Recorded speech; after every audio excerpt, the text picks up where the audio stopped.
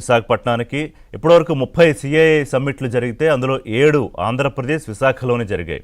అది గత ప్రభుత్వం అంటే జగన్మోహన్ రెడ్డి కన్నా ముందు ఉన్న ప్రభుత్వం చంద్రబాబు నాయుడు ప్రభుత్వంలో 6 జరిగితే కేవలం జగన్మోహన్ రెడ్డి 5 ఏళ్ల పాలనలో ఒకటి జరిగింది. ఈ సంవత్సరం మళ్ళీ అతి భారీ స్థాయిలో సిఐఐ సమ్మిట్ జరిగింది. మొత్తం 300 పైగా ప్రతినిధులు వచ్చారు. అంటే కంపెనీలకు సంబంధించి అలాగే 35 నుంచి 40 దేశాలకు సంబంధించిన ప్రతినిధులు కూడా వచ్చారు. 613 ఎంఓయూలు చేసుకున్నారు. ఇది ఎంఓయూలు అంటే చాలామందికి అర్థం అవడానికి చెప్తున్నాను.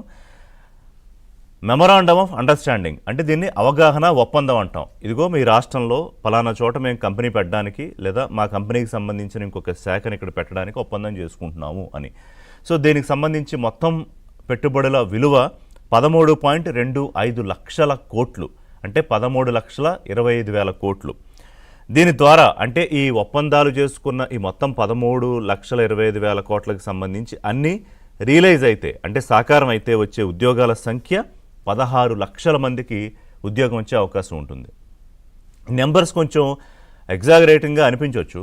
సో ఇందులో ఎంత వాల్యూ రియలైజ్ అవుతుంది, ఎన్ని లక్షల మందికి యాక్చువల్గా ఉద్యోగాలు వస్తాయి, ఎంత అవకాశం ఉంటుంది, గతంలో ఎంత వచ్చాయి, ఇవన్నీ కూడా చర్చలో మాట్లాడదాం.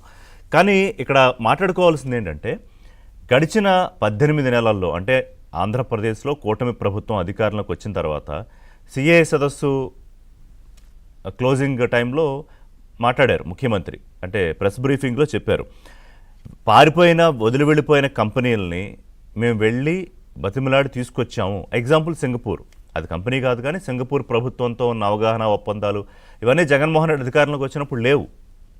మళ్ళీ చంద్రబాబు నాయుడు వెళ్ళి నచ్చజెప్పి తీసుకొచ్చారు. ఇప్పుడు వాళ్ళు పెట్టుబడులు సమీకరించడానికి అలాగే మిగతా అంశాలతోటి మళ్ళీ తిరిగి ప్రభుత్వంతో ఒప్పందం చేసుకున్నారు. అలాగే లోకేష్ అమెరికా వెళ్ళారు, ఆస్ట్రేలియా వెళ్ళారు, ఇతర దేశాలకు వెళ్ళారు. పర్సనల్గా ఆయన వెళ్ళి మీకు జరిగిన నష్టం మాకు తెలుసు, దానికి మేము బాధపడుతున్నాం, మీరు ఇప్పుడు అవకాశాలు ఉన్నాయి రండి అని మాట్లాడి తీసుకొచ్చిన కంపెనీలు కూడా ఇందులో ఉన్నాయి.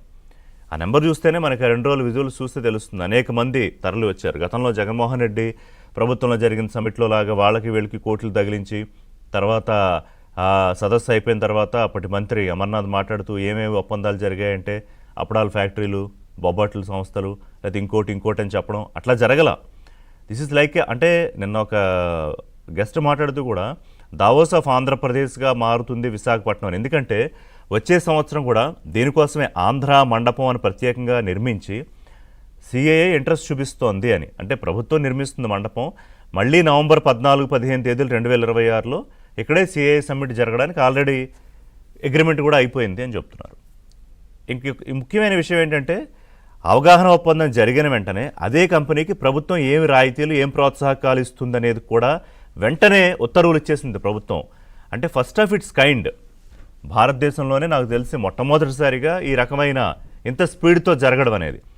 అంటే ఈ స్పీడ్ ఆఫ్ డూయింగ్ అనే ఒక కార్యాచరణ ఎంత గొప్పగా ఉంది అని చెప్పడానికి నిన్న ముఖ్యమంత్రి మాట్లాడుతూ క్లోజింగ్ దాంట్లో మొన్న మాట్లాడారు.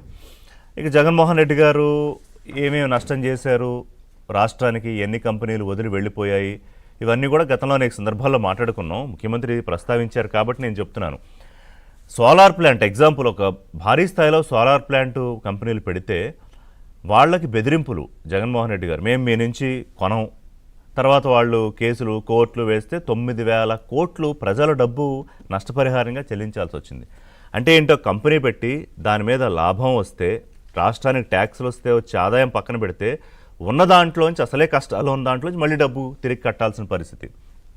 అలా కొన్ని ఎగ్జాంపుల్స్ చెప్పారు. సరే ఇవి వదిలేసి ఇప్పుడు ఆయన ఏమంటారు జగన్మోహన్ రెడ్డి గారు, ఇందులో చాలా మటుకు నేనున్నప్పుడే ఎంఓయూలు జరిగాయి, వాళ్లే తిరిగి వస్తున్నారని మళ్ళీ నాకు క్రెడిట్లో నాకు ఆయన ప్రతిపక్ష హోదా ఎలా కావాలని మారం చేస్తారో నాకు క్రెడిట్ కావాలంటారు.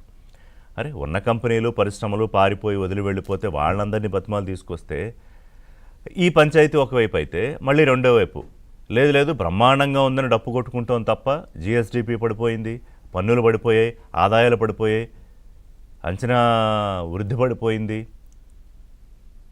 అని మళ్ళీ అదొక ప్రచారం. దానికి సంబంధించి అనుకుంటే చంద్రబాబు నాయుడు గారు ఇదిగో ఈ ఫేక్ ప్రచారాలు మీరు నమ్మకండి అంటే ఎవరైనా ఓ పక్కన రాష్ట్రంలో బ్రహ్మాండంగా సిఐ సదస్సులు జరుగుతూ ఒక పండగ వాతావరణంలాగా ఇంతమంది వచ్చి లక్షల కోట్ల పెట్టుబడులు పెడుతూ ఉన్నప్పుడు కుదిరితే ఓ మాట పాజిటివ్గా మాట్లాడాలి లేదా కామ్గా ఉండాలి. కానీ ఆల్రెడీ బ్రాండ్ ఏపీని చెడగొట్టేసి దాన్ని మెరుగున పడి దారిలో పడుతుంటే కూడా మరి చూడలేని పరిస్థితి ఏమిటనేది అర్థం కాదు. దానికోసమే తెలుగుదేశం పార్టీ నాయకులు ఆయనకి రకరకాల పేర్లు పెట్టి పిలుస్తూ ఉంటారు.